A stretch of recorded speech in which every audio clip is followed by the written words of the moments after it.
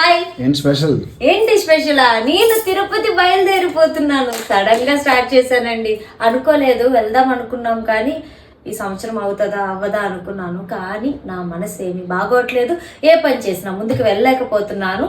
అందుకోసం అని చెప్పి ఏమైతుంది అయ్యిందని చెప్పేసి సడన్ గా తత్కాల్లో నిన్నే బుక్ చేసాం టికెట్స్.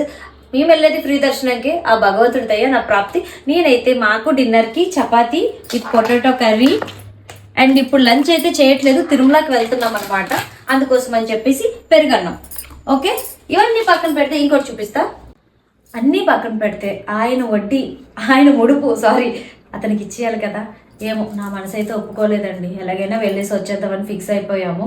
అందుకే తెల్లవారు పూజ అంతా అయిపోయింది. పిల్లల్ని అయితే తీసుకువెళ్ళట్లేదు. పిల్లల్ని అమ్మ వాళ్ళ ఇంట్లో అప్పచెప్పేసాను, వాళ్ళు చూసుకుంటారు. 2 days ఓన్లీ తిరుపతి వెళ్ళి దర్శనం చేసుకొని వచ్చేద్దామని ఫిక్స్ అయిపోయాం మా ఇద్దరము. అందులో ఇవాళ మరీ స్పెషల్ జర్నీ. మాకు పెళ్ళైన తర్వాత ఫస్ట్ టైం మా ఇద్దరం కలిసి వెళ్తున్నాం అనమాట. అని కొంచెం బాధ, పిల్లలు లేరు కదా. అండ్ తిరుపతిలో కలుసుకుందాం. నేను మీ వైజాగ్ పిల్ల.